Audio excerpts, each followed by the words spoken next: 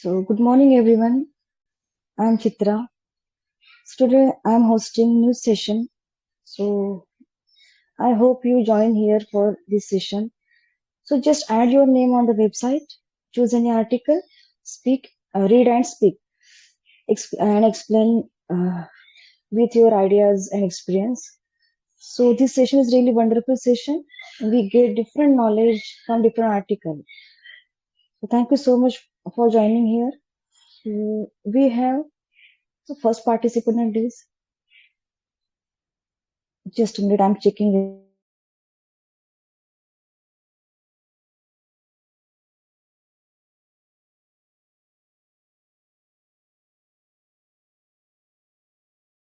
Okay, Siddhi.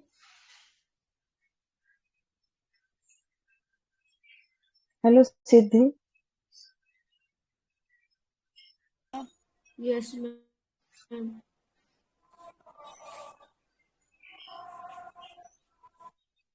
Would you like to read any article? Otherwise, next is Vipit sir. I'm audible or not? Yes, it is completely audible, but there are lots of Sorry. noises are coming. Yes, yes. Now it's fine. Sorry for my background noises. Uh, Ma'am, you Yes, can yes. repeat Yeah. other. Okay, okay. Okay, thank you so much. So next is Vipin sir. Hello, Vipin sir. Good morning. Hello, sir. Are you there? Good morning, Chitra. Good morning. Yes.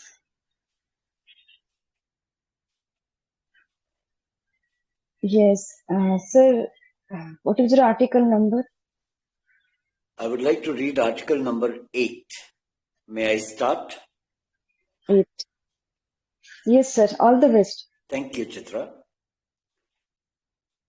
RBI spells out norms to keep loan recovery agents on leash. This article is written by Lala Tendu Mishra from Mumbai. The Reserve Bank of India, in a draft guideline issued on Thursday, has proposed to restrain bank employees or recovery agents to desist from employing harsh methods towards loan recovery. Accordingly, they would be prohibited from using minatory or abusive language, sending inappropriate messages either on mobile or through social media, making excessive calls to the borrower or guarantor, and calling outside prescribed hours and making threatening or anonymous calls, intimidating or harassing the borrower or guarantor or relatives, friends, co-workers, either verbally or physically, including acts intended to humiliate them publicly, will be classified as harsh methods. No bank employee or recovery agent can use or issue threat of violence or other similar means to harm the borrower or guarantor or their family, assets or reputation, and make false or misleading representations to the borrower or guarantor, especially about the extent of the debt or the consequences of non-repayment according to the provisions of the draft guidelines of the Second Amendment Directions 2026, which relates to responsible business conduct by banks and other regulated entities towards engagement of recovery agents. All banks must have a dedicated mechanism for redressal of recovery-related grievances, to be called the Reserve Bank of India Commercial Banks Responsible Business Conduct, Second Amendment Directions 2026. These directions will come into effect from July 1st, 2026. The RBI has invited public comment to the draft guidelines, with recovery agents found to be deploying harsh measures. The RBI has decided to issue comprehensive instructions on conduct-related matters in recovery of loans and engagement of recovery agents to all regulated entities. This was proposed during the last monetary policy announcement. For responsible lending conduct, all banks are required to put in place a policy on recovery of loans, engagement of recovery agents for recovery of loan dues, and taking possession of security. The policy will cover aspects related to eligibility and due diligence criteria for engagement of recovery agents, specified activities, code of conduct, and performance evaluation standards, the RBI said. I have read the article, and now I would like to explain what this article entails or what this article wants to express. The heading says RBI. We know RBI is the Bankers' Bank or the Central Bank of India. RBI spells out means it tells us anything and everything about the particular norms. And the norms are the rules and regulations that will be required to keep loan recovery agents on leash. On leash over here means that they are supposed to be under control. So leash means when we try to control someone.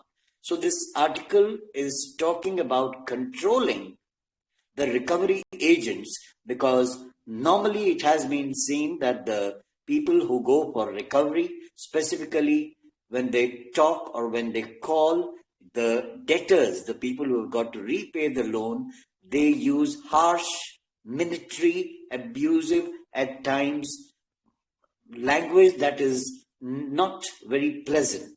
So that is the main reason why this article has come up.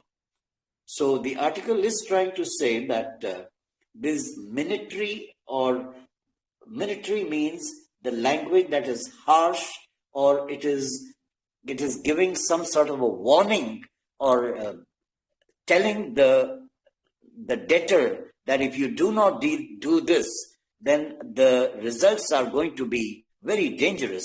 So this language, RBI was very particular that this language should not be used in future, and it should not in any way harm or in any way make the debtor feel small, or in any way it should not belittle or demean the debtor.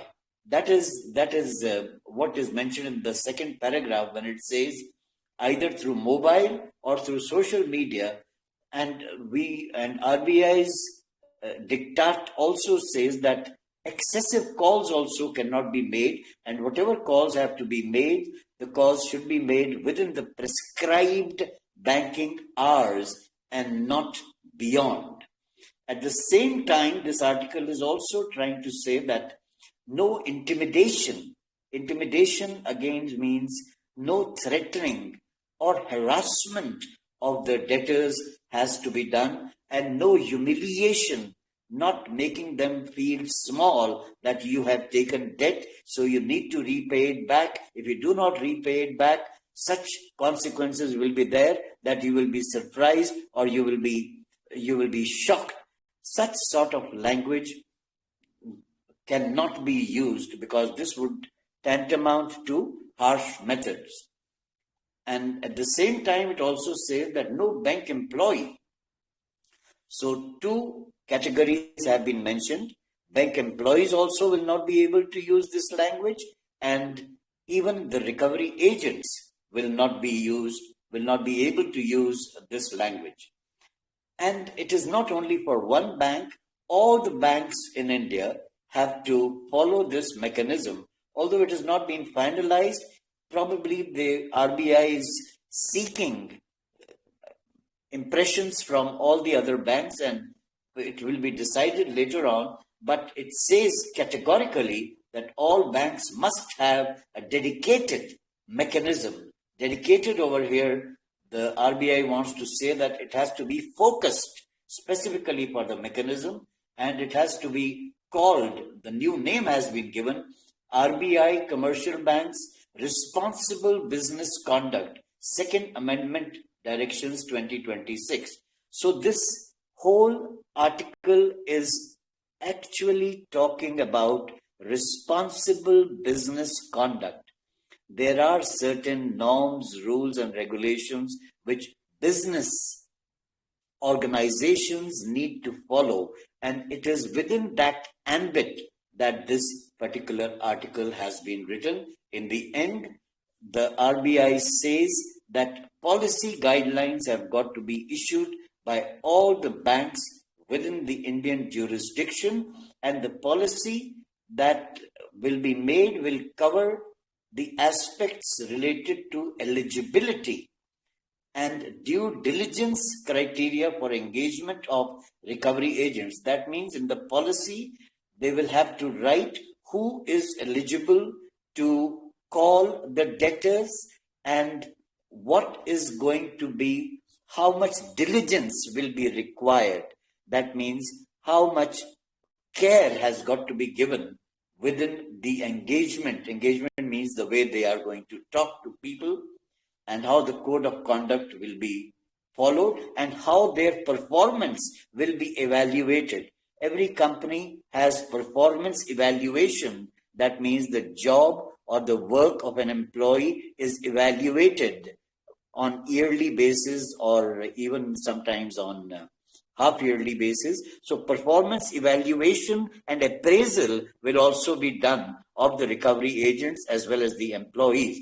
So on the whole, if I may summarize the whole article, it is actually trying to say that if a person has taken a loan, there are measures within the law that actions can be taken against the debtor in case, due to some reasons, the debtor has not been able to repay the amount, but using harsh methods, using demeaning or belittling or minatory language, that should not be allowed. These are the new guidelines given by the Reserve Bank of India. Thank you very much. Thank you so much, Vipin sir. It was really detailed explanation, and your reading part is almost great, no doubt. Yeah, so this article is really important article. Means this article says about how to use our moral values while maintaining the relationship with our employees, means agent and other people, with the other people. So because it is not only it is not limited to the maintaining the morality, because we all are living in means we all are living collaboratively, so we should conscious about how to maintain the moral values, means politeness, humbleness, all these things. So we can achieve anything if you want, and all these things depends upon our nation growth and development. And if you provide politeness, so definitely we get lots of more people for maintaining this rule regulation and our work. So overall, you present very well. So thank you so much for participating. So anybody wants to add something? So please go ahead.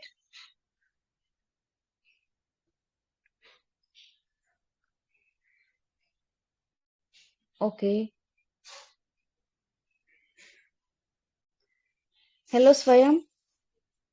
Would you like to add something? Already, the brother has given the glimpse of understanding that the article is giving a simple explanation, the draft guideline that was brought by RBI to regulate that what should be the conduct or mode of conduct of the bank employees and the recovery agent, right? When it's come about collecting the loans. And in the guidelines, they have brought the multiple sub-element, taking the prohibition of the hearts method. What should be the restricted communication or the mode of communication that they have not to use. Take for example, they can't use the abusive language. They can't use the okay inappropriate messages while or through the mode of either the mobile or social media. Or they can't have the excessive call. These are the, some of the restriction. There are also limitations. The harassment would have been also brought on the table that you can't do a harassment, intimidating or harassing the borrower. These are some of the methods, and they are talking about also the grievance redressal mechanism that exactly is going to be used by the bank. Okay, it is really required to stabilize a dedicated mechanism for addressing or recovering the grievances which is coming on the table. So policy implementation, if you're going to see, so this is going to take the whole article in a crux. So already the brother has given the perspective which we really require to understand. Yeah, thank you. Okay, thank you so much for sharing your experience and knowledge. Yeah. So anybody here who like to take part in this session?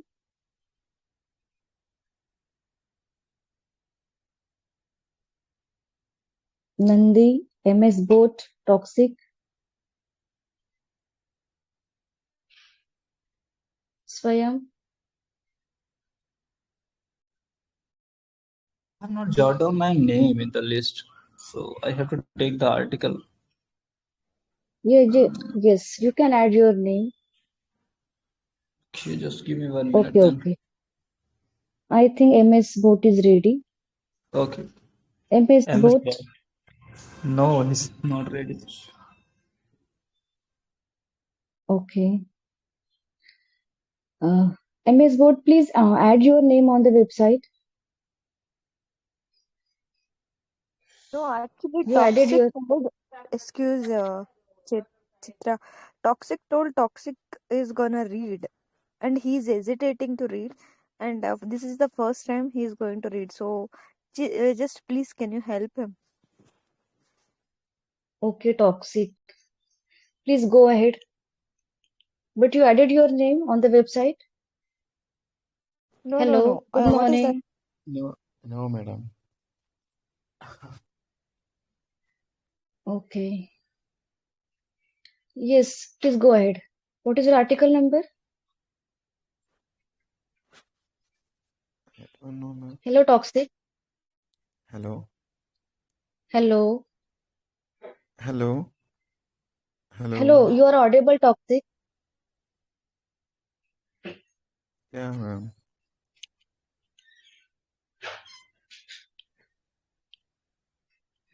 What is your article number?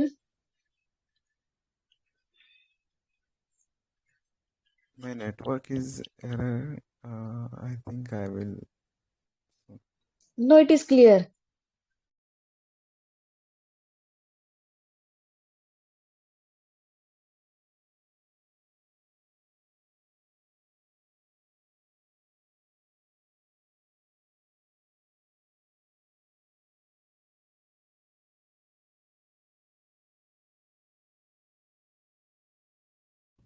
No one is coming. Yes, Swayam. If you want, so you can continue. Okay. Let me pick up any article. Okay, check this article number 13. Okay. Okay. Am Yes, I yes, all audible? the best. Yes, yes, it is clear. So, Vande Mataram, it's 6 stanzas and the settled question. In January 28, 2026, order of the Union Minister of Home Affairs directing that all the 6 stanzas of Vande Mataram be played at the official function with everyone present required to stand at attention is not an act of patriotism. It is a constitutional vandalism dressed up in the national pride. To understand why, we need to go back to 1937, look at what the Constituent Assembly decided, and remember what the Supreme Court of India has said in the landmark case Bizo. Okay. Emmanuel versus ORS, and ORS versus State of Kerala and ORS 1986. So 1937 settlement is not weakness but wisdom. In October 1937, the Congress Working Committee has met in Calcutta. What happened there was not appeasement. As some now claims, Dr. Rajendra Prasad moved the resolution while Sardar Vallabhbhai Patel seconded it. Mahatma Gandhi was there as a special invitee. The resolution was unanimous. They recognized the validity of the objections raised by the Muslim friend to certain part of the song and concluded that the first two stanzas alone, accepted as the national song as the national gathering, are in no sense of objectionable. This was not cowardice. It was a common sense. The later stanza of the Bankim Chand Chatterjee's poem Vande Mataram calls out by name the Hindu goddess Durga. Lakshmi and Saraswati, one words literally describe the motherland as the Tomhi, Durga, Das, Praharini, Dharini. You are Durga, wielder of the ten weapon. So think about what if it means to force a Muslim civil servant, a Christian school teacher, a Sikh soldier, and a Buddhist monk or an atheist scientist to stand at the attention while these verses are sung. That is not fostering unity. That is imposing a religious test in the secular republic. Even Rabindranath Tagore supported the keeping it to two stanzas.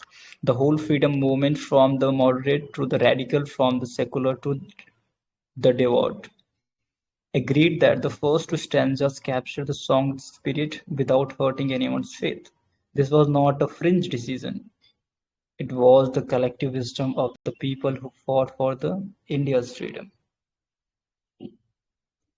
On January 25, 1950, President Rajendra Prasad announced that the Janagadamana would be the national anthem and the Vande Mataram would be honored equally with it. But here is what mattered. The Constituent Assembly adopted only the two stanza version as the national song. Those four stanzas were not accidentally forgotten.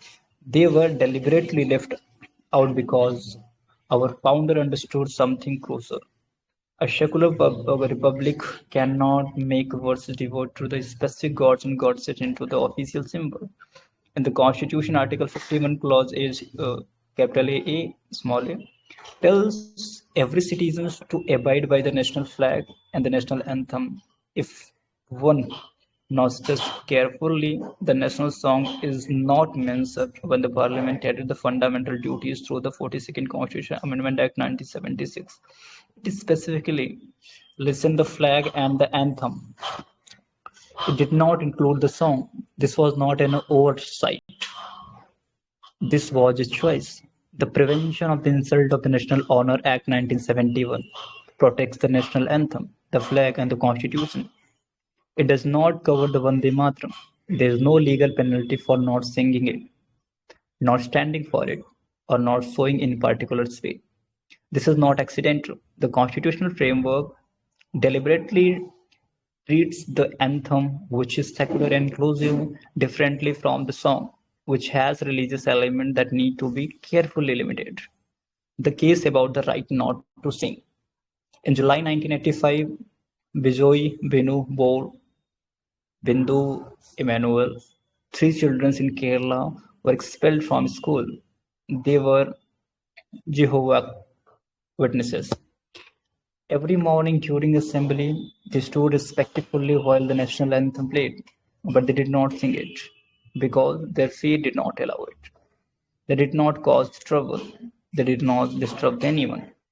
Then a state minister got involved and they were sent out. While the Kerala's High Court said that the expulsion was fine, the Supreme Court said absolutely not. In his judgment, Justice O. Chinnappa Reddy said that the expulsion violated their fundamental right to free speech and freedom of religion. Then he wrote something that should be carved in stone. Proper respect is shown to the national anthem by standing up when it is sung.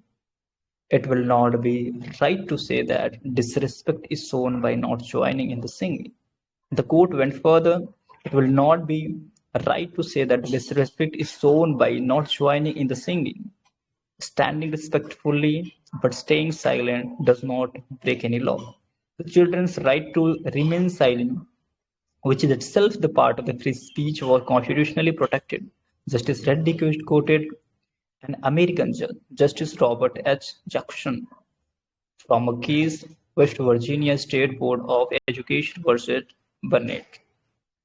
If there is any fixed star in our constitutional constellation, it is that no official high or petty can prescribe what shall be orthodox in the politics, nationalism, religion, or other matters of the opinion or the force citizen to confess by the word of act their faith therein. The start has not stopped signing. Now consider what the Ministry of Home Affairs order does. It mandates the playing of the complete six-stanza version at the civil investi- invested presidential event and the flag ceremonies. Everyone must stand at the attention. School must start the day with the community singing of the national song. And yes, it includes the fourth stanza that Constituent Assembly deliberately excluded. The stanzas involving the Durga with her weapon, Lakshmi with her blessing, and Saraswati with her knowledge. The logic is simple. If the court said that you cannot force people to sing even the national anthem, which has constitutional protection under Article 51, Clause A, and the legal protection under a specific act, then you certainly cannot force them to sing the national song, which has neither constitutional mention nor the legal protection. What is forbidden for the greater must surely be forgotten for the least. But this order does not mention does something worse. It is not just asking the people to stand, it is making them participate, even passively, in singing, especially religious verses. Consider the position of the Muslim bureaucrats compelled to stand in the attention as you are Durga, wielder of the 10 weapons.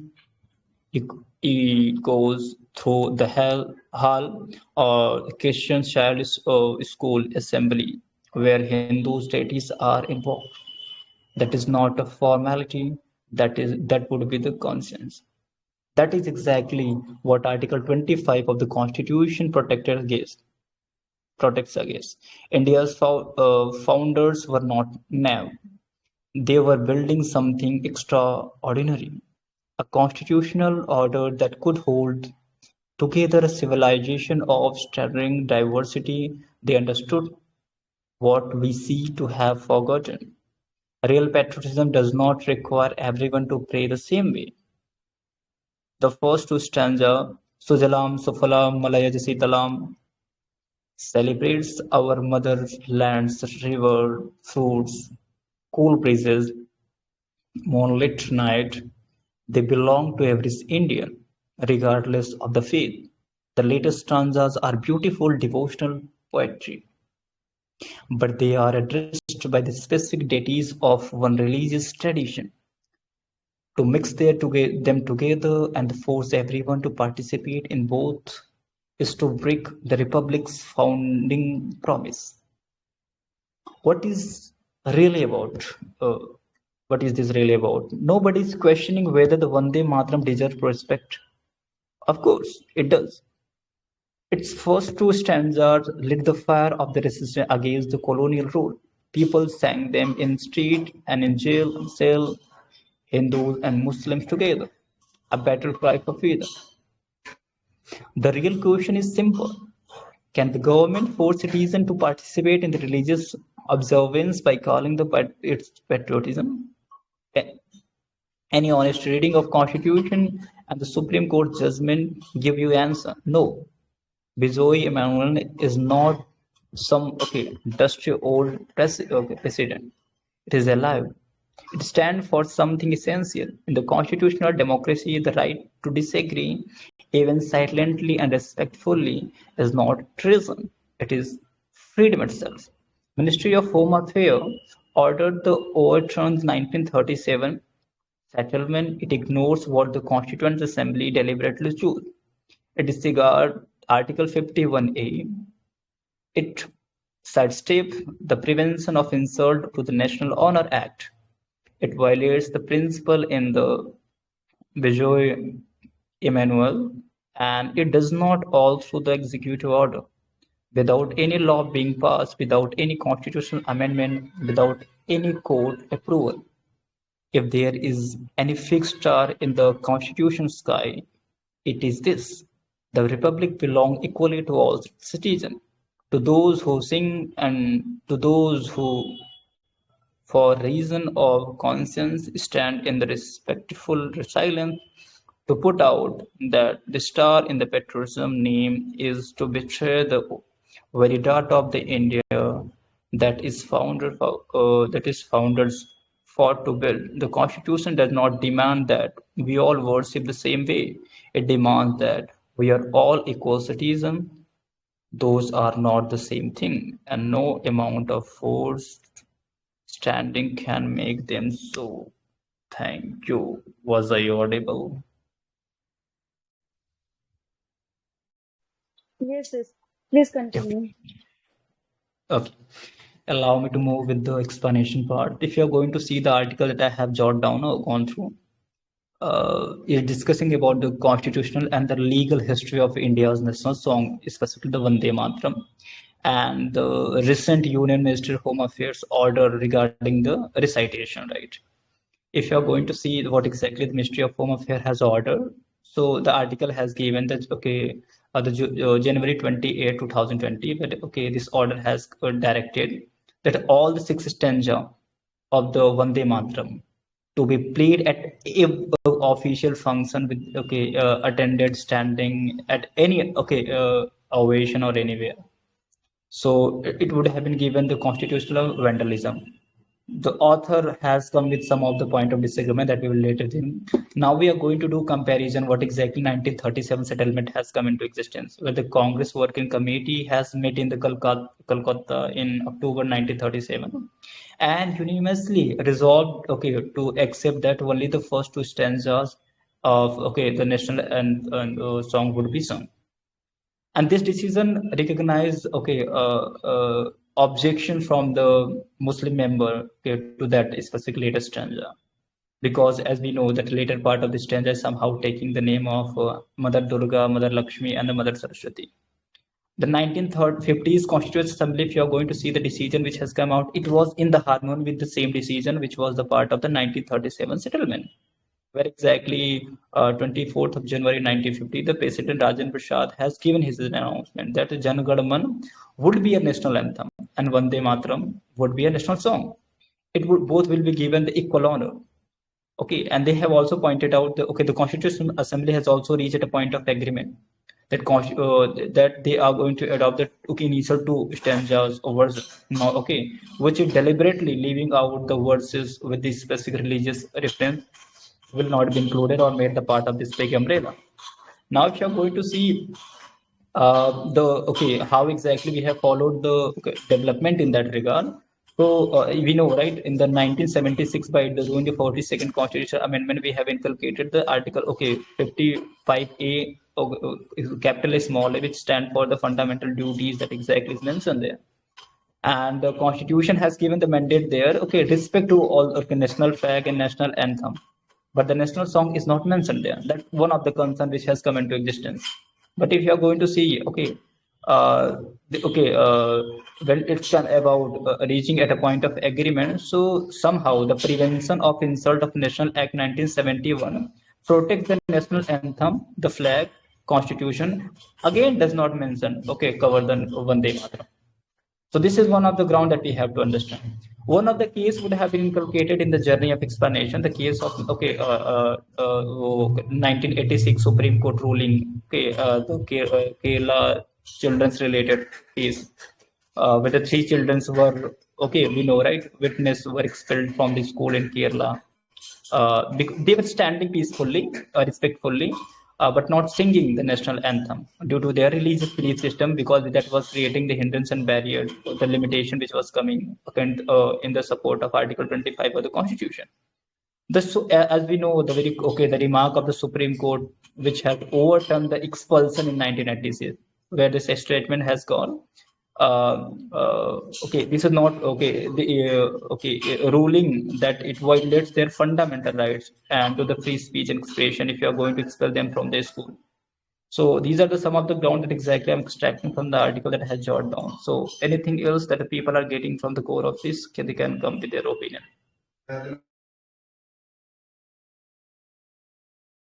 Okay, thank you so much.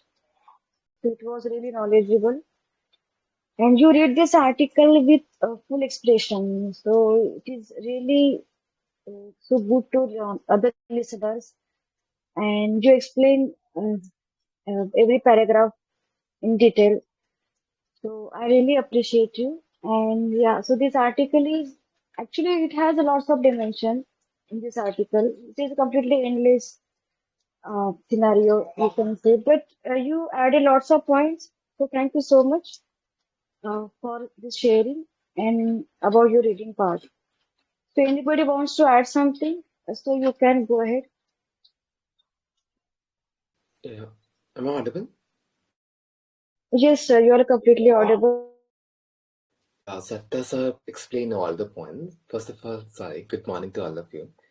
So this article is revolving around the harmonious principle between the secularism and how the other song, not other song, it's kind of that Vande Mataram.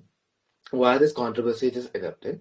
Because our national anthem, which is the Janagana Mana, how secular and it relates and how the like reflects the inclusiveness of the society, whereas the song, which is a Vande Mataram, has certain religious element, as mentioned by the Satya sir, that goddess Lakshmi and goddess Durga has been mentioned there, and forcing some other communities who believe in someone else or who have the actual principle is totally different. For example, if I talk about Islam, they say that they believe in the oneness of God, and that is like their own God. I think Muhammad, or something itself. Oh, sorry, that is Allah.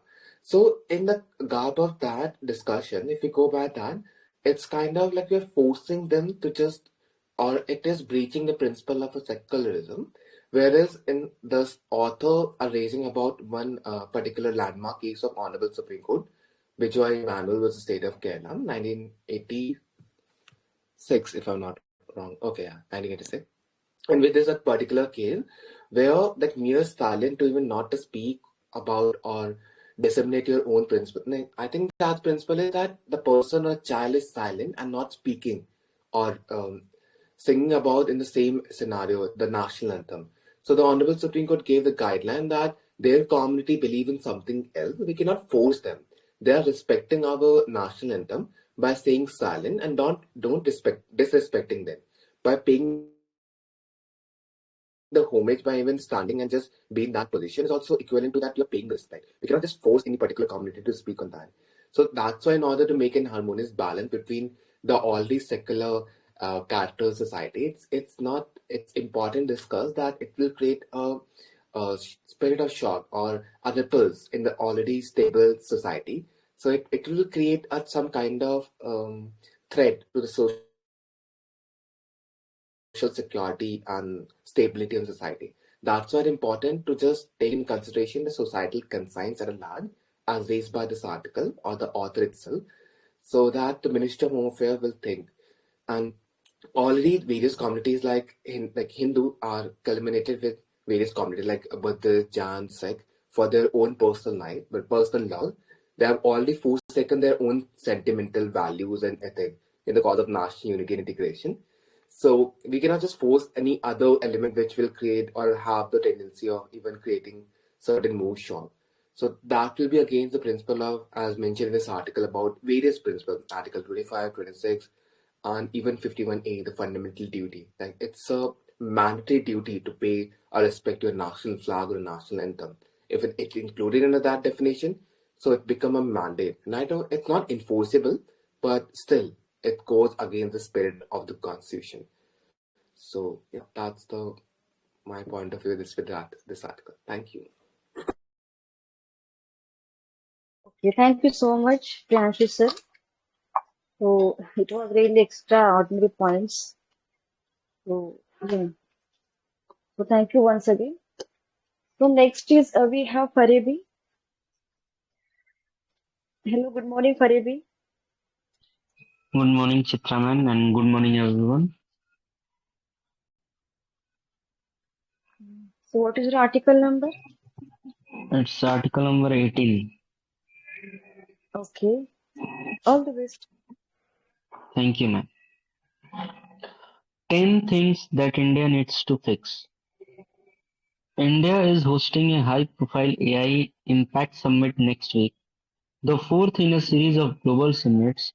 When the first of these launched in Bletchley Park in the UK in 2023, the focus was all on AI safety. Today, many of those worries have been tossed out as we witness a US-China race, with the EU vying to play referee. With this being New Delhi's turn, the theme is Sarvajana Hitya, Sarvajana Sukhya, welfare for all, happiness for all. To be clear, Sarvajana Sukhya is a tall order. AI is not ushering is much sukha these days. The early delights of playing with ChatGPT are over. Investors are fretting that the race for the most powerful model will trigger a stock market crash like no other. College graduates and workers are wondering which jobs will disappear. The multitude of godfather of AI worry about human existence, sorry, extinction. But with Sarvajana Hitya, India has a genuine shot at leading the world in AI designed for purpose. Ironically, while companies hunt for use cases, there is no shortage of potential. Consider just three areas: food, health, and human capital. 70% of the world food is produced by low productivity smallholder farmers. 4.5 billion people are not covered by essential health care, and 739 million adults and 250 million children lack basic literacy. AI can help with each other of these. There are many examples in agriculture alone. The National Kisan E-Mitra chatbot can handle up to 20,000 queries daily in 11 regional languages.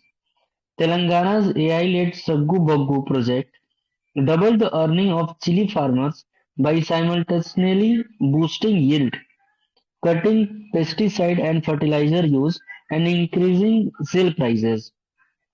Healthcare offers another opportunity as India's doctor-to-patient ratio in public hospitals is horrifying.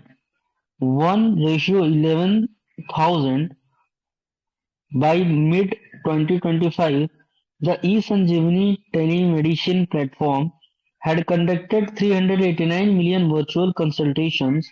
Specialized AI platforms such as Cure AI's TB detection algorithms have reached millions, building skills for a workforce of 950 millions, of whom only 5% have formal skills training is hard. AI-aided learning platforms can help. Programs have racked up impressive numbers: 1.6 million on future skills trained, with 41% women and 85% from Tier 2 and Tier 3 cities; 275 millions on Diksha, with 70% rural penetration. All that said, the AI summit should avoid being co-opted into a platform for chest thumping. India's leadership will be demonstrated not just by engineering a Ferrari but by rebuilding the rooted road underneath it. We must build the Ferrari while fixing the dirt road. Consider 10 potholes. close the internet connectivity gap. Only 24% of rural households have internet access versus uh, 66% in urban areas. Of the 125 countries we study at My Digital Planet Research Center, India is close to the bottom in digital gender parity. Harmonized energy, climate and AI goals, the inadequate energy infrastructure, grid unreliability and weak transmission capacity will be stressed further by the growing demands for AI use. Make the workforce for work ready for every 10 AI roles in India. There is only one qualified engineer. Talent is a constraint. Cut the dependence on foreign supply chains.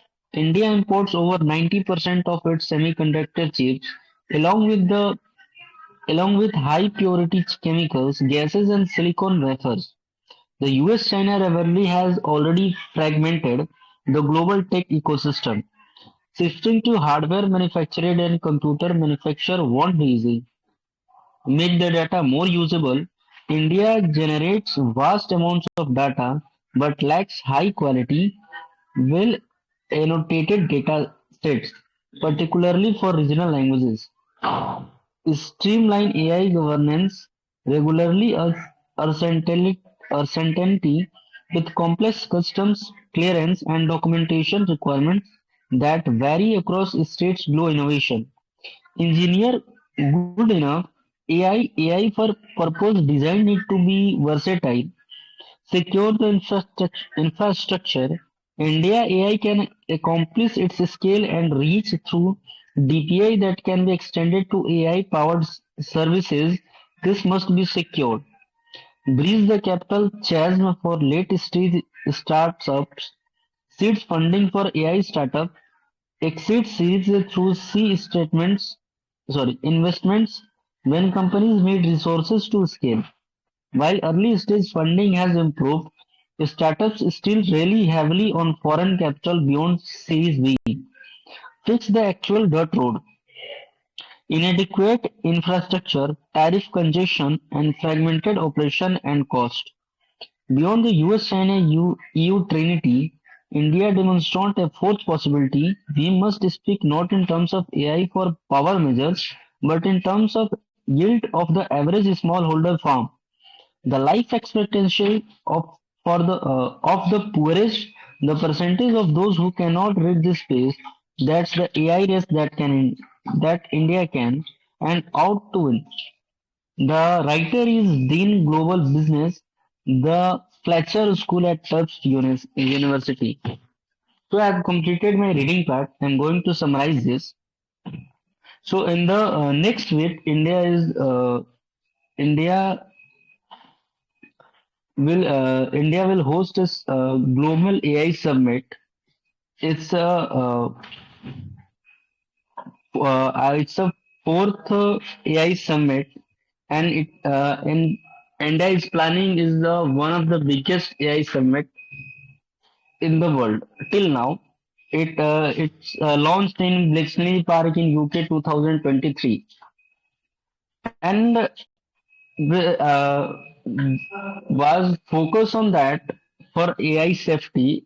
The theme was in 2020 is AI safety. Right now, our theme is Sarvajana Hitya and Sarvajana Sukhya. So it's for welfare for all, happiness for all. So it's that's how we are planning for that. And right now we all know that how we are using AI these days. Like AI is helpful for us in the all the sectors. It is very helpful to the a person who don't know anything, that he only speaks on the AI and AI helps him in the all aspects of manner, along with all the healthcare, along the agriculture, and in learning and other things. And also, we are planning that the engineers and the other persons are planning they will make a godfather of AIs. So it's already problem for the human existence, that the youths and uh, the workers who do jobs in the corporate sectors are in a problem, that what will new job creates, or how this job will be in future or not. So it's also concerning and also good for the future also. And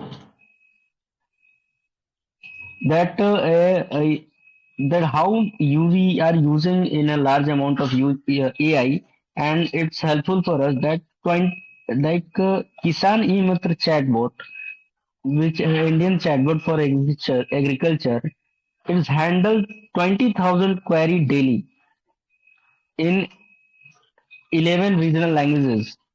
And also Telangana AI led with Saggu Baggu project double earnings of the farmers, that they are guiding farmers that how will they will boost their chili production, and also cutting their cost for the agriculture. And for the in the healthcare sector, how in the India's doctor to patient ratio for public hospitals is horrifying. I never read this, like 1:11,000. So it's also for the population of India, like 1 doctor ratio to 11,000. It's a very big. So that's why e-Sanjeevani telemedicine platforms and the AI like ChatGPT, like chatbot like that, they are guiding people that that is what is happening there. And 389 million virtual consultations, specialized AI platforms, they are solving their queries of like TB detection, and the what is the if we fall ill, that what is the like what we should do, what we should not do, what we should eat, what the basic medicines we take in that situation. And also they are skilling the workforce for many pupils, like they are for the online. We all know AI is teaching the students how they learn their skills and how they can get a job. And 950 million of sorry, like is the here is the data that there are many peoples are not using this AI. Like only some of the people are using this. I will not go to the data. And also we are here is the mentioning that we are focusing on the AI, but we are also considered some basic things in our India. So also it's good to make AIs, and also we are saying that we are all 90% of the chips of the semiconductors are we are exporting from the another countries like China and America and other countries. But we all see the how US China uh, war between the making the AIs and the other things, including with the AI chips. So it's also important for us that we can build in our country, and we make the platforms for the world. So it's very important for us. So that is all from my side. If anyone can add their thoughts on this article, they can. The answer you want? No, sir, please continue. Okay.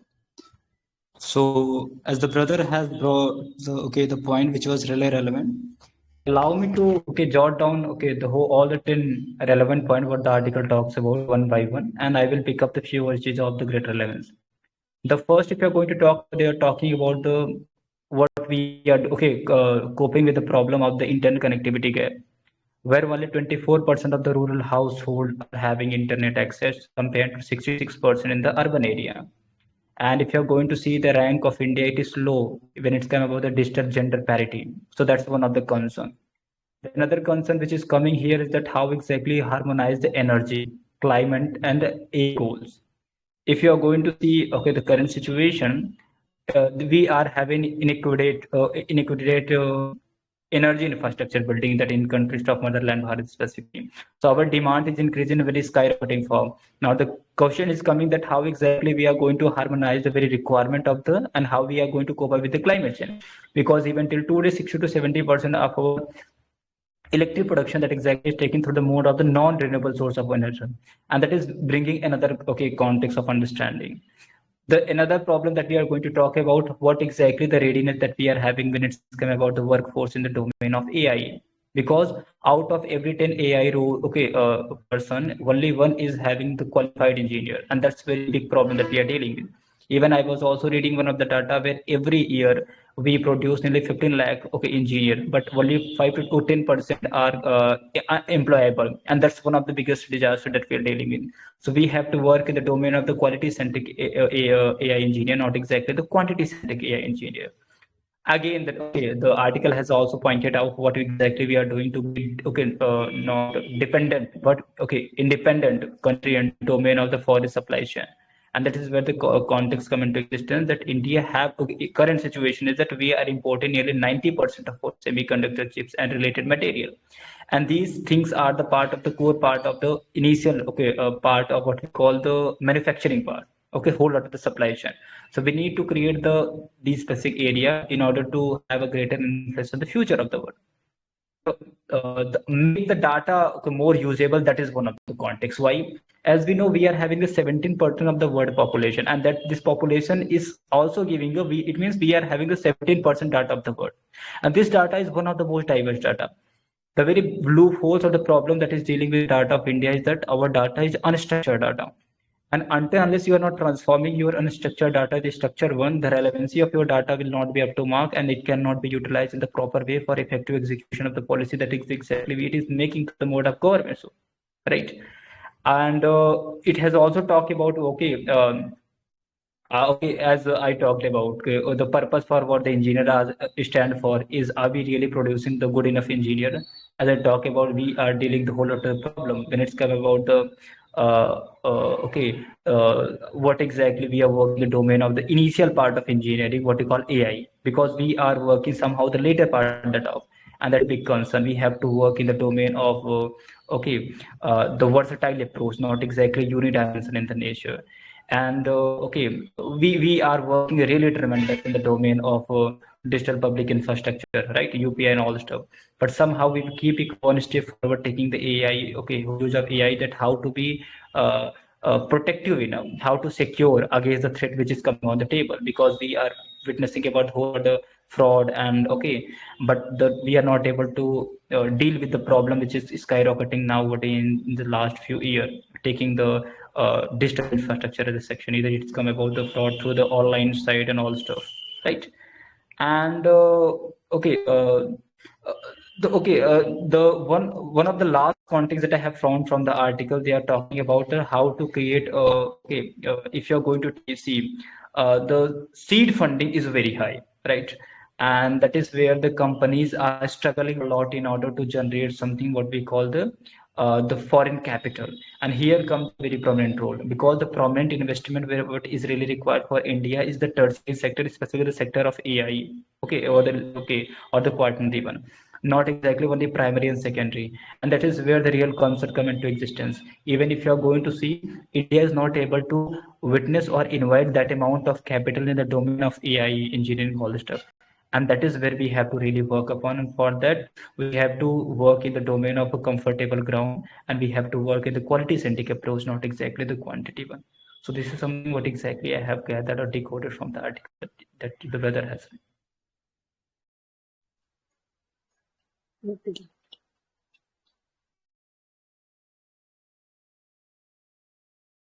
Yeah, thank you so much. Uh, so it was really alluring and a knowledgeable presentation. Thank you so much for adding your helicopter views by this article. Yeah. So thank you so much once again. And Faribi also, he also explained very well and read this article so confidently. Yeah, sometimes you mispronounce some words. So, and after that you correct yourself. So it was great. So please focus on it. Otherwise, everything is fantastic.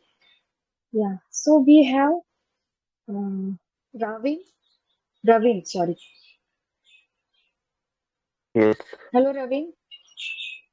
Hello. Hi. Good morning, Chitra. Good morning. Yeah, I would. I'm reading article number two. Yes. What is your article number? Article number two. Okay. All the best. Yeah, thank you. Thank you for giving me this opportunity. Zero tariff textile exports to US possible for India. Goyal. The Commerce Minister says India will receive concessions on textile exports as Dhaka government through its deal with Washington. The argument is being finalized.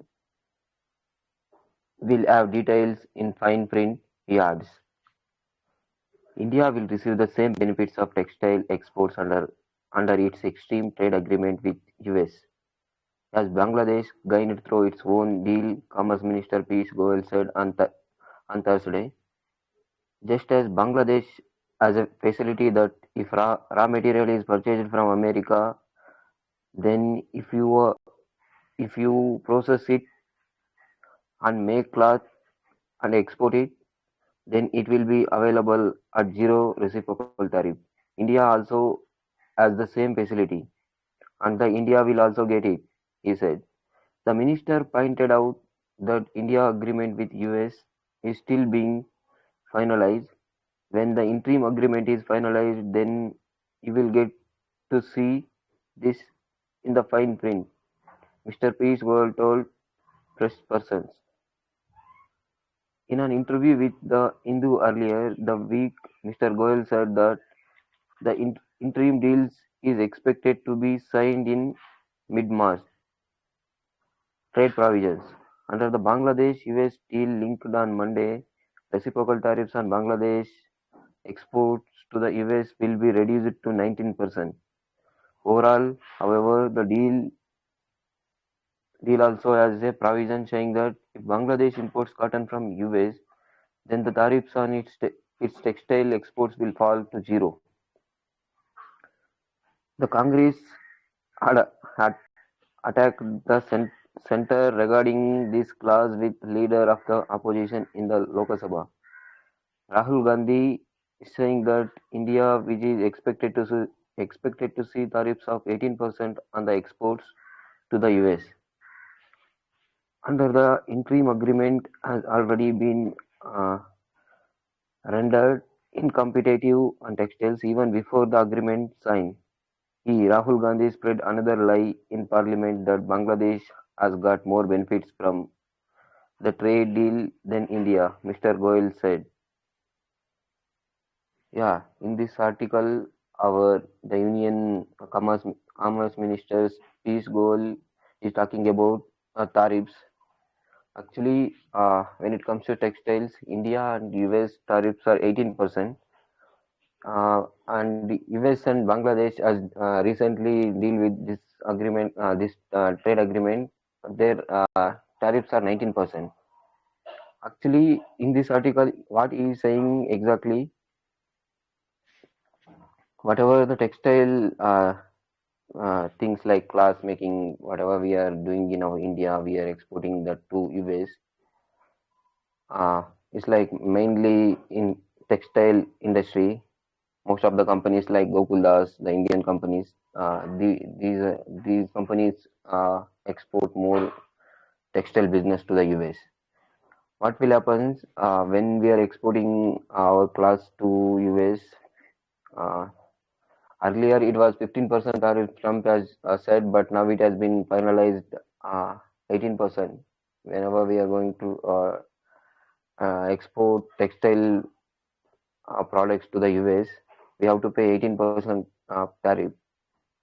And the same deal which has made with Bangladesh as well, they need to pay 19%. What Bangladesh will do, they will do they purchase raw materials from US and they make products like textile cloths, whatever the cloths, maybe the textile industry related products. They need to pay 19% tariff. In this article, Rahul Gandhi is mentioning, Rahul Gandhi is protesting against this trade.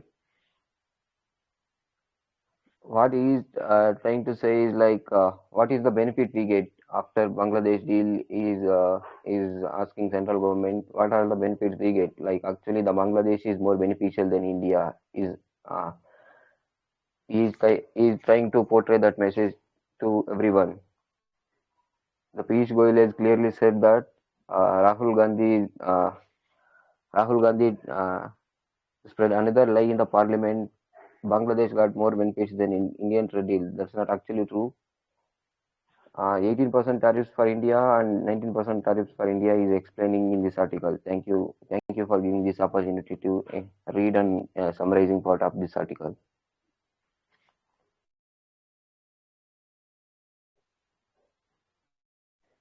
Okay, thank you so much, Ravin.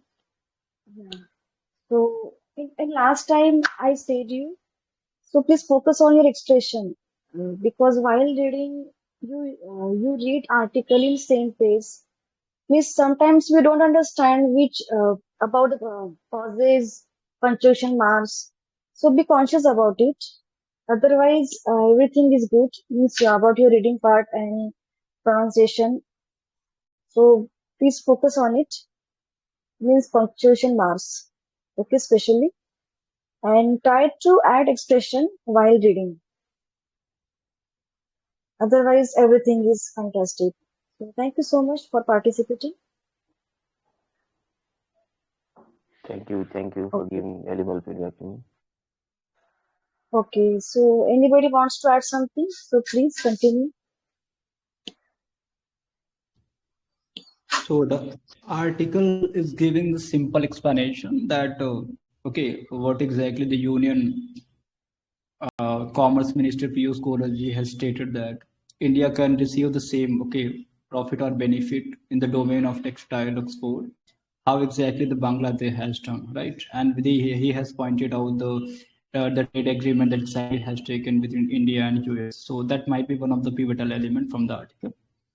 He also focused in the domain of the raw material conditions, where he says that we are going to uh, okay, there would be a concession, when it's come about importing the raw material as a cotton, and after resulting that, textile export to the same destination called the US.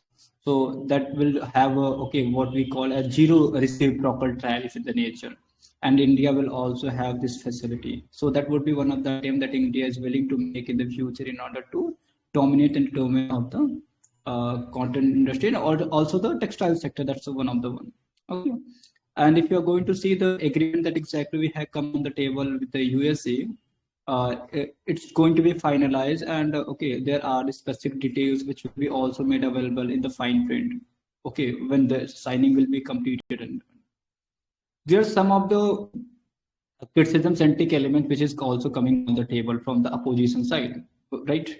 Where the criticism has come from the Congress political party side, and Rahul Gandhi, who is the head of the opposition political party, who exactly claimed that Bangladesh has received a better trade benefit than India comparing to that of the USA. And pointing that is specific one, Bangladesh deals is also very important that we have to understand, right? It is really mentioned, if you are going to read down or jot down the Bangladesh US deal, which has reduced the reciprocal tariff to 19% over, right? And but dropped it near to that was 0%, and in the import of the cotton from the US. So if you are going to see the overall lens, the opposition what they are saying, that's up to the mark, where that the Bangladesh has get the more leverage compared to India when it's come about importing the cotton and stuff. So these are some of the point, some of the element which might be profitable in the future, but something that we have to really work upon in the import-centric area. How to really minimize the very cost of import, and how to move for the option which can be not profitable for one country as such as America, but also India too, and how to tackle the very dominance of the Bangladesh in the domain of textile. So we are planning to work upon that. So this article is touching this too. Okay, thank you so much, Swaran. for this their views. It's really extraordinary and different. Yeah. So next we have Shikha ma'am. Hello, Shikha ma'am.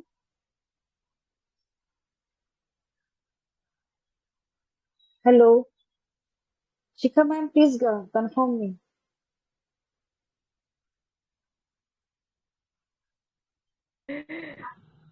Uh, Hello, Chitra.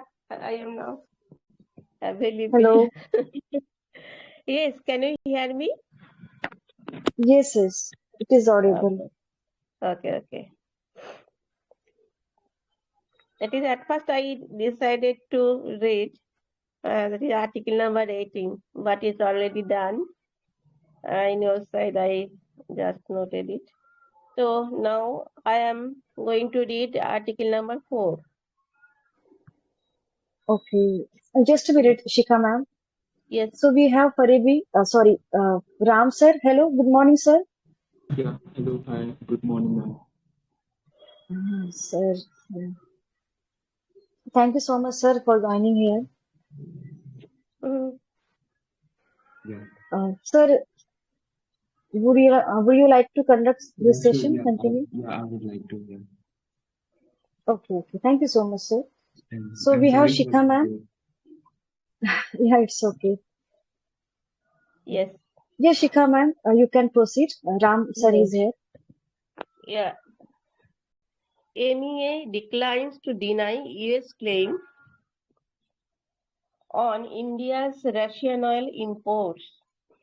Senior US official reiterates that India has reduced Russian oil purchase as Yes. US wanted. Sorry US for embassy interrupting, ma'am. What is your article number? article number is 4. 4. Okay. Yeah, continues. Okay. Hmm. Senior US official reiterates that India has reduced Russian oil purchase as US wanted it. US Ambassador to India Sergio Jar meets Foreign Secretary Vikram Mistry, joint statement with no mention of Russian oil is the framework, says MEA. The Ministry of External Affairs MEA has once again refused to directly deny claims by the US government on Russian oil imports on Thursday. This comes after a senior US official said that India has reduced its purchases on Russian crude as US wanted to. The government expressed satisfaction at the amendments made by the US administration to its fact sheet on the Indian-US trade deal. The fact sheet available on the White House website has now dropped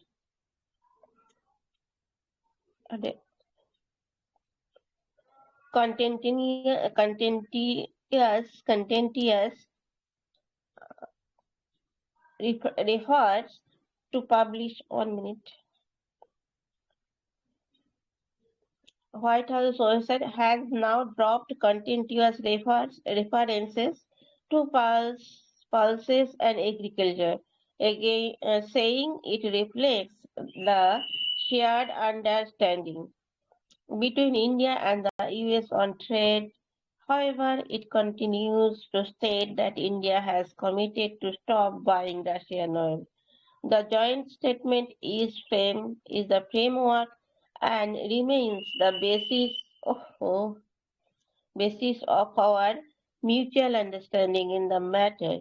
Both sides will now work towards implementing this framework and finalizing the interim agreement. MEA spokesperson Randeep Jaisal said the amendments in the US fact sheet reflect the shared understanding contained in the joint statement. The joint statement does not contain any mention of Russian oil purchases, avoiding question as the opposition As the opposition continued to raise questions about the agreement in Parliament, US Ambassador to India Sergio Jar met with the Foreign Secretary Mistry on Thursday.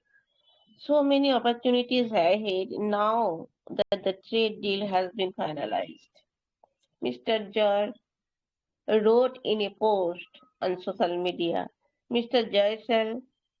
Jaiswal declined to comment on the US contentious about Russian oil. In a public statement, Mr. Mistry said earlier this week the India energy sourcing is guided by pricing, availability, and risks, but did not respond to question about the month-on-month decline in India's imports of Russian oil. On Wednesday, at a hearing of the U.S. House Subcommittee on Foreign Affairs on U.S.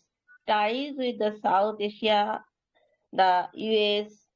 Assistant Secretary of State Paul Kapoor repeated statement by U.S. President Donald Trump and U.S.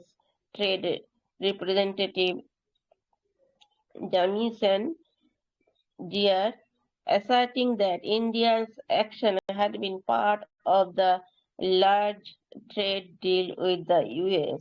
The Indians have been reducing their purchases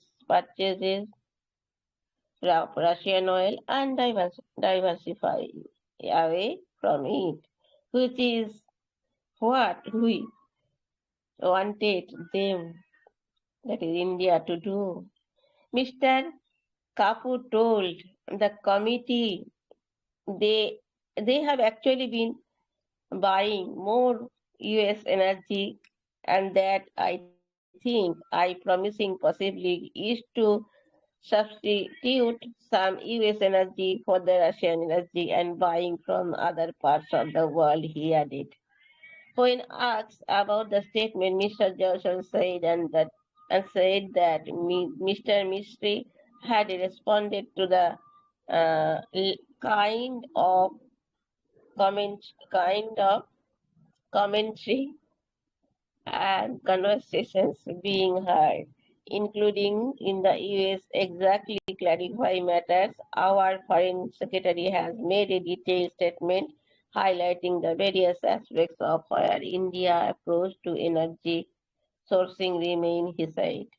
According to the fact sheet, Mr. Trump had discussed the issue with Prime Minister Narendra Modi in a call on February 2 and had agreed to remove the additional 25% tariff on imports from India in recognition of India's commitment to stop purchasing Russian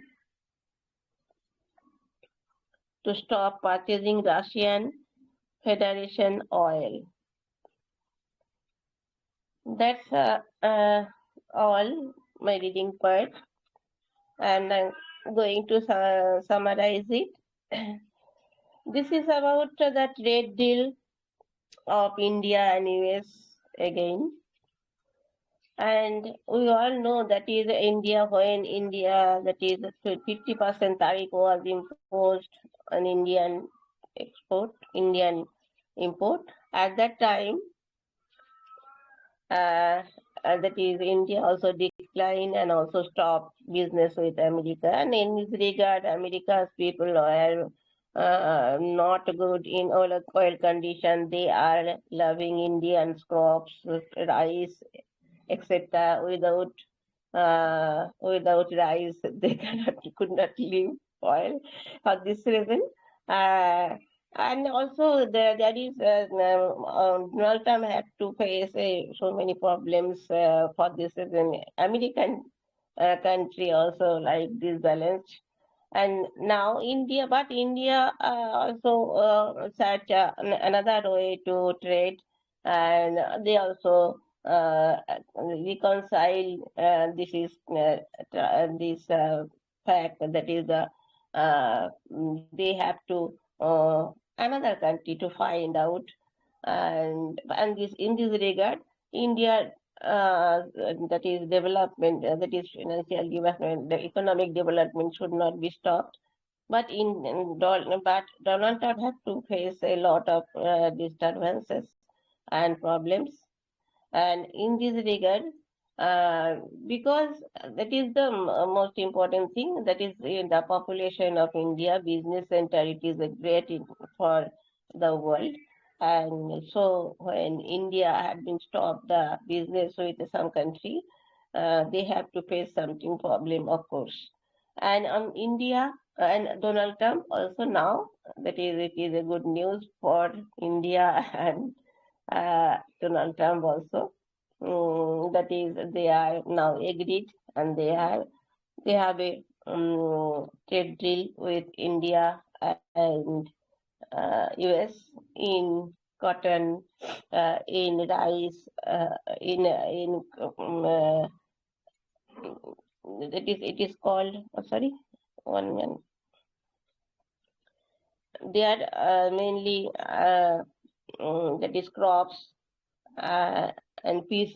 They like it, and this is the products India trade uh, export to America. But there is a deal, but confusion is there. That is, India has been stopped uh, for time being, not permanently. That is the crude oil from Russia. They are buying crude oil from Russia, and Russia also, in this regard, Russia also benefited, and India also benefited, because India also refining it. It also said at that time it is past time, but nowadays they are reducing their buying crude oil from Russia, because America, they have to. It is not in discussed in this article, but it is a history now. That is America bound. That is one that they have to buy. That is oil from US, and from them. And in this regard, but they are India agreed, didn't agree at the time, but nowadays they agreed it. But because um, they have to some, that is India, and that is the geopolitical relationship, that is India and US relationship is going worse situation. It is also an effect of geopolitical relationship of India. For this reason, they just try to that is demolish it. And in this regard, but that the thing in this, they have already agreement, the uh, middle middle agreement there is, they have been done, but the content 10 years, that is a problem. That is, there is no, Indian are telling that we don't never stop in buying Indian restaurant, but uh, in America also try to done. It is understanding, and that is already India have reduces buying crude oil from Russia. It is enough. There we have understanding, and we will go to trade again, and it is a great impact on us.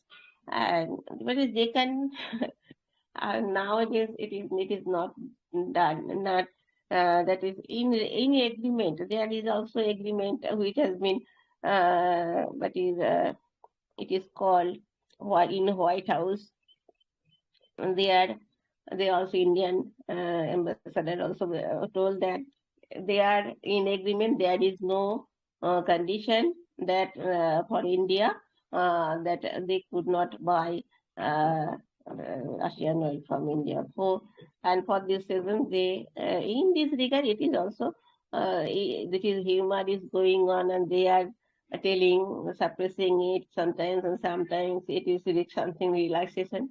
But this process is going on only for the US is in Without India, US also in problem, and they also India get rid of it, but America could not. For this reason, they want to keep in hand Bharat, India as a friend, and it's this regard. This article is very important, and and there is something that is. Humor also is there, but fact is like that. That is 25%. That is it is penalty tariff, which has been reduced as India, Modi and Trump also conversion going on between Trump and Modi on February 2. That is 25% have been reduced totally, and but it is not told that that is you have to stop buying Russian oil.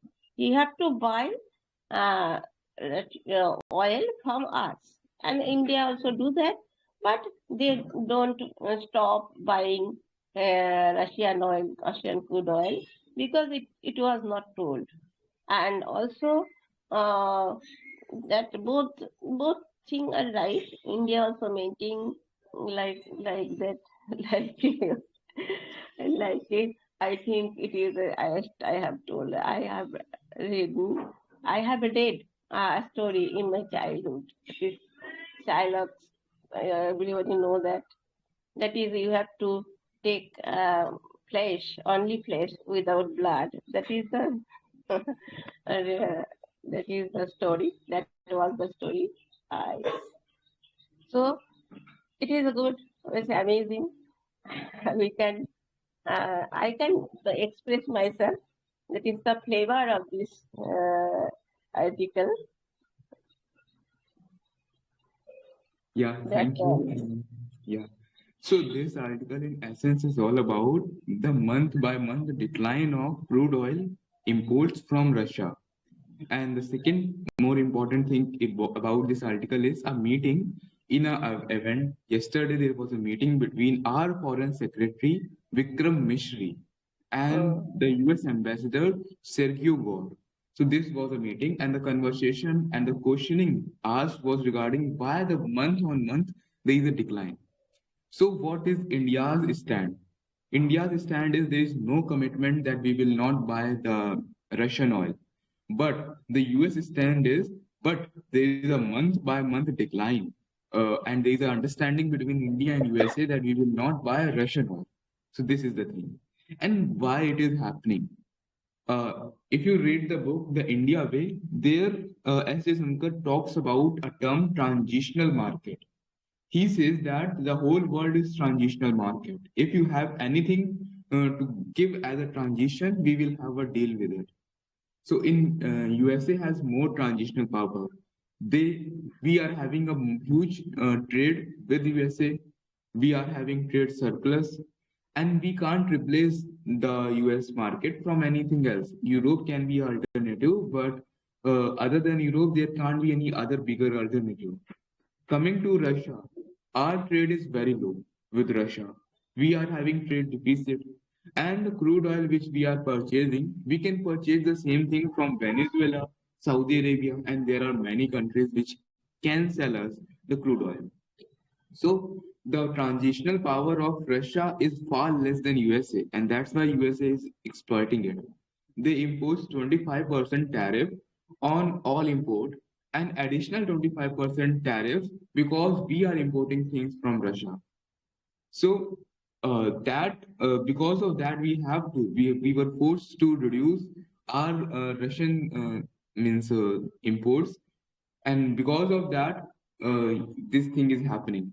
While our leaders are saying that no, it is not directly because of USA, but we have seen that month on month decline from the Russian oil. And India is now focusing on diversification of crude oil imports. Indirectly, in the near future, they are going to import crude oil from Venezuela on large scale, and the companies of USA will get benefited. So this is the whole article is all about. And the key things we should be aware about this thing is that who is our foreign secretary, Vikram Mishri, who is the current US ambassador, Sergio Gore, what are the tariff issue between the tariff war started between by the USA that we should be concerned about. The crude oil import that India's largest crude oil import is India's largest import is crude oil import. This we should be, and another solution of it is ethanol blending, which is happening. So this is the whole article is all about, and now we are moving forward with our next participant. Okay, unscripted. Unscripted is not here in the VC. Okay, so this is the end of the newspaper section. Is there anyone who has given their names yet their name is not called? They can call their name. Siddhi, Vipin, Parivi, JM, Ravin, Shikha, unscripted. Okay, so it is the end of the session. Let me invite the admins to stop the recording.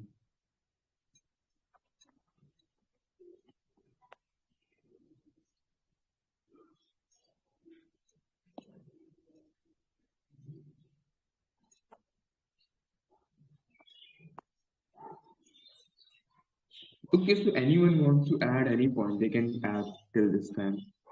Any point regarding any article which you have just read.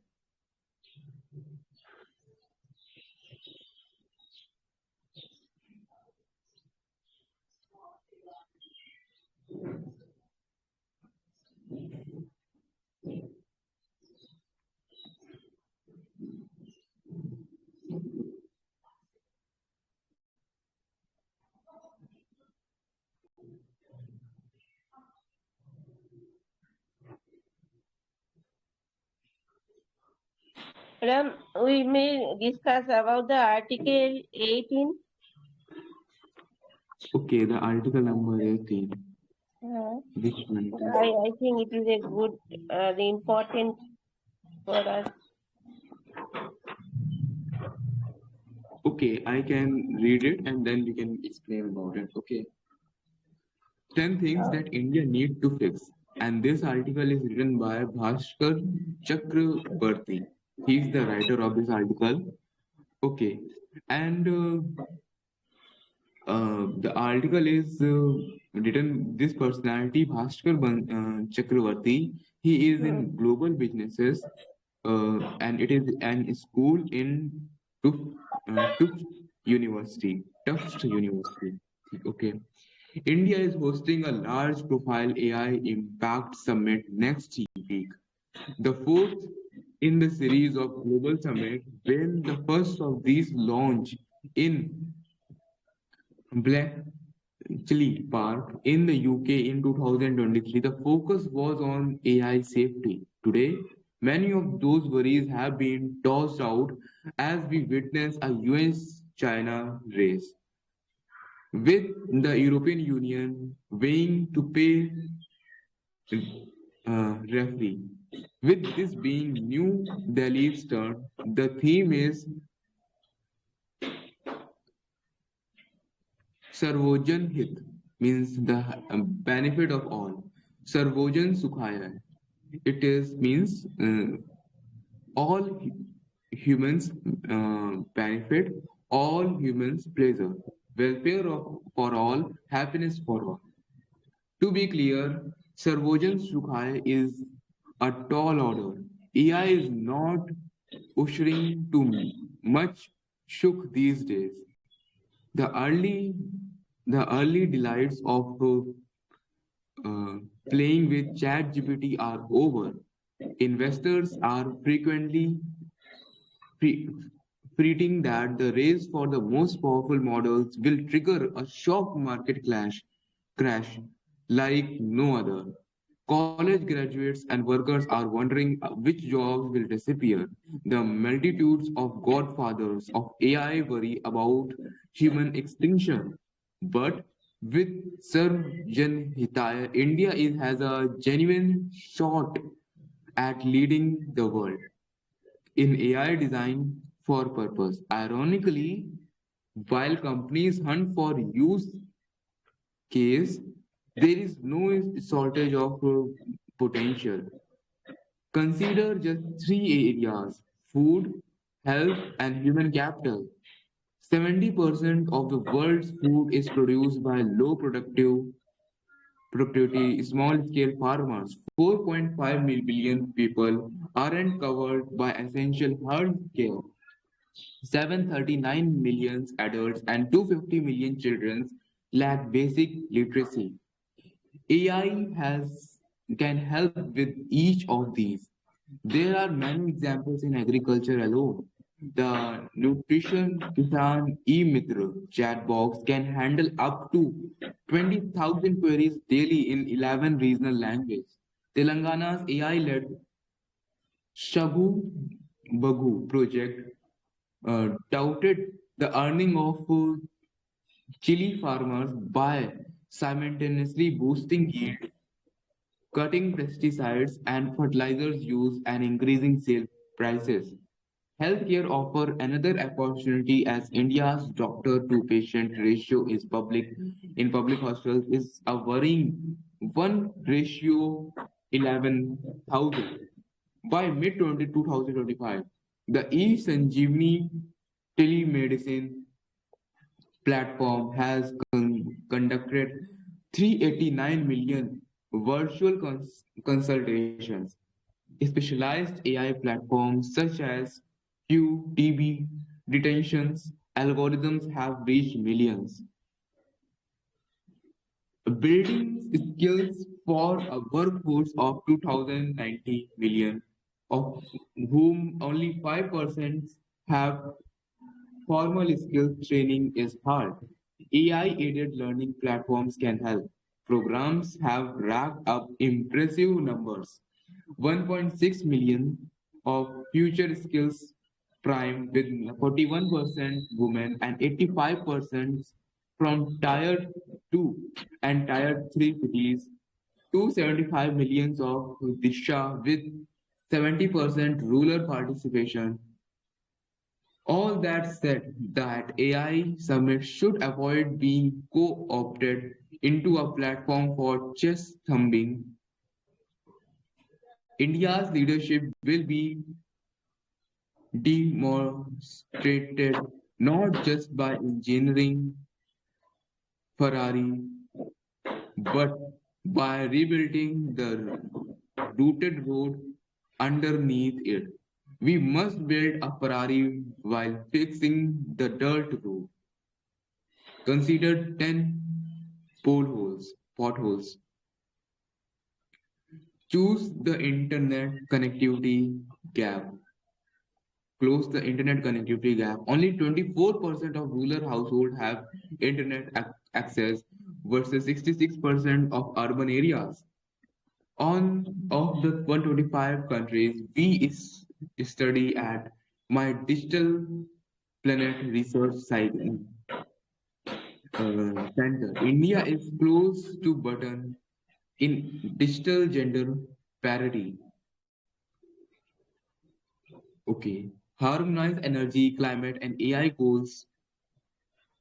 The adequate energy infrastructure, grid unreliability, and weak transmission capacity will be stretched further by the growing demand from AI use. Make the workforce work ready. For every 10 AI roles in India, there is only one quality engineer. Talent is a constraint.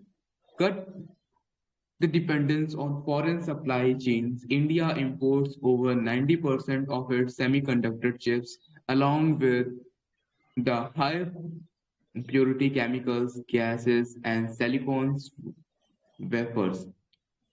The US China rivalry has already flagged the global tech ecosystem. Shifting to hardware manufacturing and compute infrastructure won't be easy.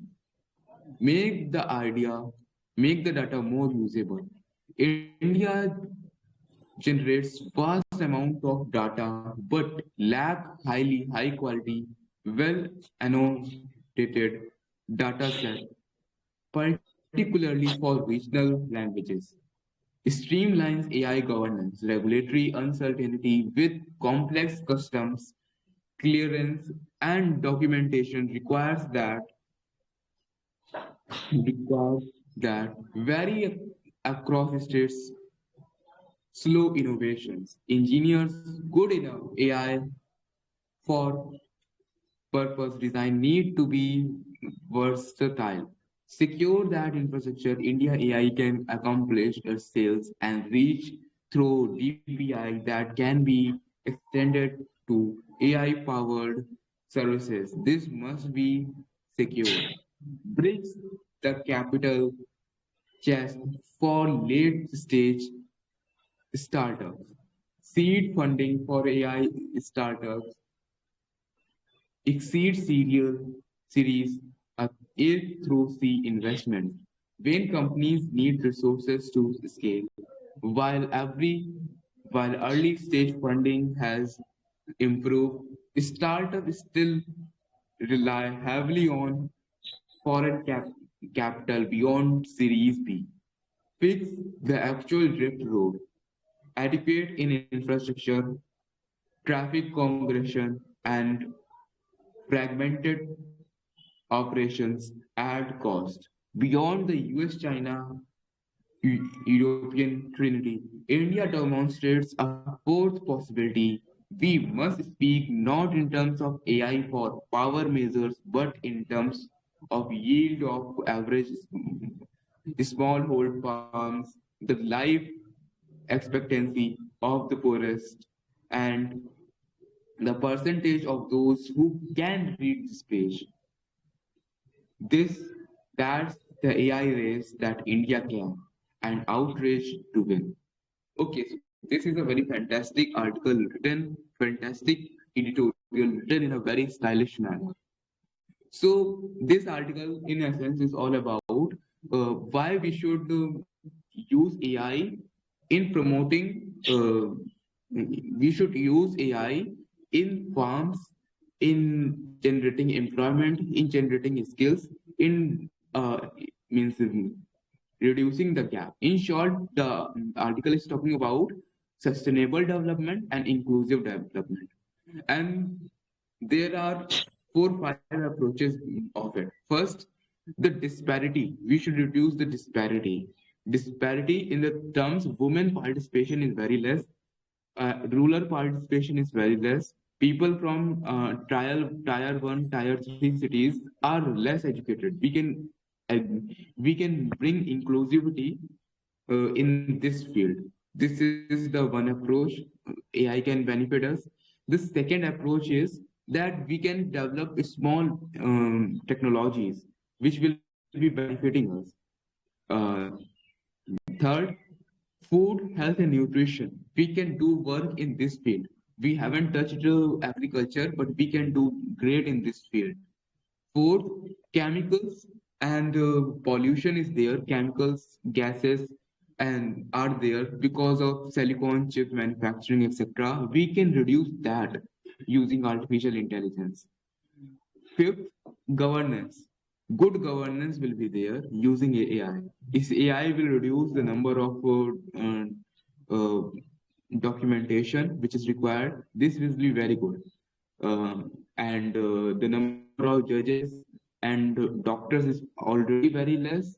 With the help of AI, we can tackle huge population which needs the medical support, judicial support, etc. So these are the 5 approach means dimension which this article tells us about. And how this article is written. It is written using an approach which is called sustainable development approach, where the article talks about how we can achieve sustainable development. In the second paragraph, it talks about no hunger. Then the third paragraph is talk about zero poverty, then women gender equality, and so on. So this is the approach of the article, and it also talks about one additional thing. Right now, there is a trinity between USA, China, and European Union. and India can be the fourth pillar of that AI field.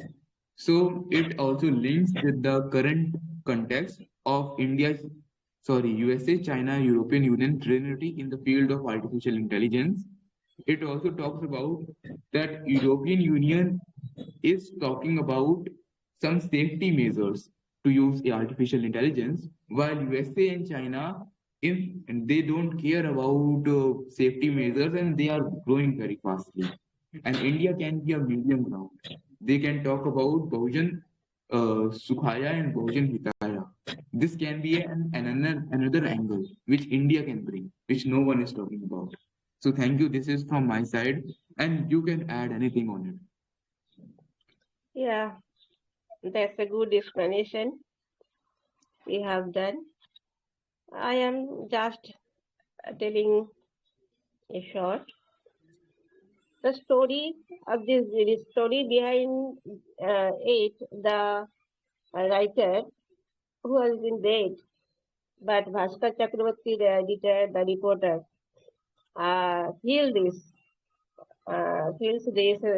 This is in the that is nowadays status of India. It is the book, the writer, the statement, and that is um, the tales of the story.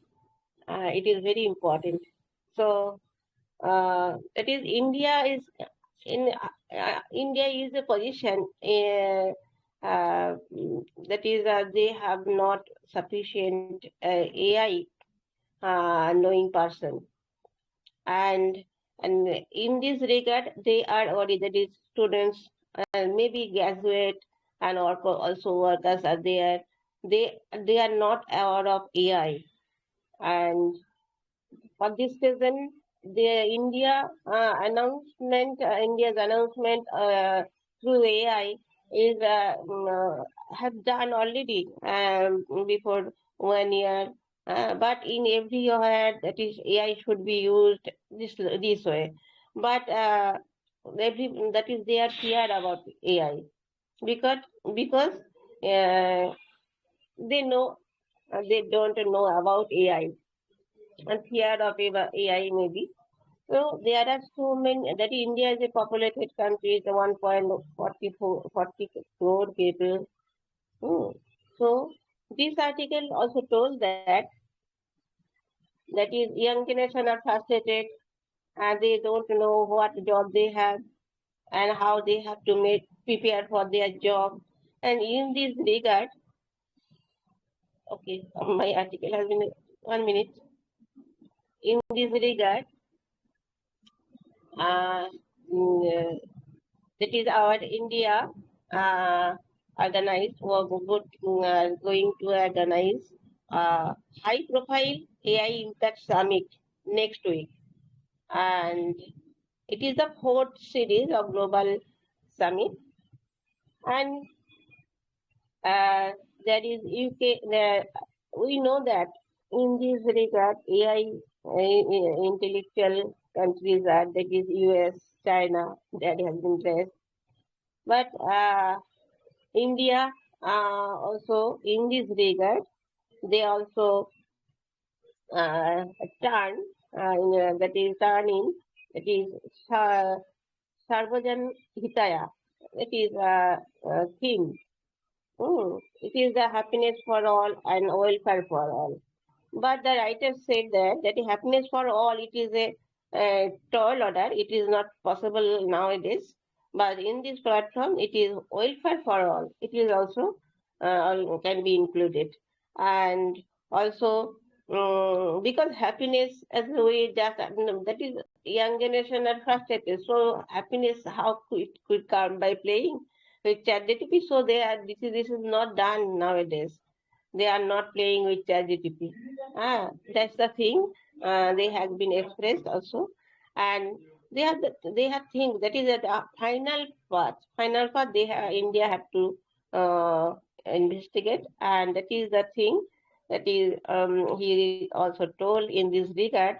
That is most important thing is food, health, and human capital. They have to use it. And in this regard, he also told that that is in the company they are using, and it is which are using AI, and there is that it is AI have to be designed for purposefully, and a different type of AI will work different manner, and then in office there is another type of design, and they have already the IT sectors are in India. It is great. For this reason, they are using same thing. It could not be used in another field. So they are sufficient potential, and there is no shortage. And 70 that is. But the food productivity that is done by the that is the poor farmers, and they have fulfilled the that is the needs of the world in rice mainly, and they also but they have to be that is they are poor, and so they have not about covered with they have not much money to cover the healthcare. For this reason, anti-deaths are also cheap. So they have to be focused on it. Then the government has to be focused on their health, so that they can make product more and more. And uh, it is there is also agriculture. The Kishan Mitra chat box was there using this Telangana. It is a very great state, and also AI Sadhu Bagu project using. They are collecting a lot of and double amount of. They are collecting chili, and every field is not for rice, and not for rice, and they are this is good for chili, and they are doing that, and in this regard they are also earning a lot of money. And this is about that, that is in this regard. Then India just want to organize the summit next week, because to uh, get think that is it is a get impact on us, and also on India, and somebody and we are not so aware of it, who can describe it, demonstrate it, but India could not demonstrate the witness, and for this reason, they are also want to organize this and about listening. But this writer and the editor also told that it is also only for a test something, not demonstration, and it is only witness and listening. By listening, you can learn that you can that is know about the term about. But he also told that in the internet connectivity in the rural household access, it is only 24%, and urban area it is 66%, and all the countries like same, but they are not worried about AI. They are doing more than AI, but India is at the bottom level, and for this reason they have to use. Their suggestion is that they are the more suggestion they are ready. That is 10. That is AI roles in India. For every 10 AI roles in India, there is only one qualified engineer. But there is so much engineer in India, but they are not using them. So using them, they can enhance the AI user more, and also that is the appropriate person to increase more. So in this way, they have to use it in adequate energy infrastructure, and also India is dependent on supply chain of that is cheap on China, America, like that, and they are investing a lot of money. But no need, because they can do it uh, by that is chemical gases and silicon welfare, and it should be pure. Then they function a lot, and it is enough for using. So no dependence of other countries for cheap, and that is, and it is an another, and also that is make a data usable, and from collected your data you can enhance and you can enhance your knowledge, and also uh, that is in different language it also be loaded, otherwise it is not possible in India. So uh, streamline AI governance. It is a very good thing with complex customs are there and documents record. It is also very close state, slow innovation. So there is a good enough AI, but AI purpose design need be versatile. That is so many works are there. It is main thing is uh, welfare for all, benefit for all. It is the motive, and also that is you have to depend on yourself. That is not on other countries, and invest money, and also you can depend on uh, health and human food health and human capital. That is nowadays. That is India is now investing a lot of money in this country. And you can invest in your country. That is they are that is in productivity of crops. It is a good scale, but they are not funding. They are Series A, that exit the Series A, and but not going Series C, not going Series B. They are they are searching another country to get it. So it is not good for this. They have to for that is advanced beyond, that is B series, then C series, and also there that is who are the companies maybe, and they are funding also, and they are also farmers are cultivating crops, and they are also helping through AI, the good seeds and good fertilizer. For this reason they can cultivate a lot of productivity, and also companies are there, they will help them to trade in trading about, and in this way they can earn, and also that the company also can earn, and farmers also can see the profit, more profit than manpower, and also their health should be good, and every people would have food and health.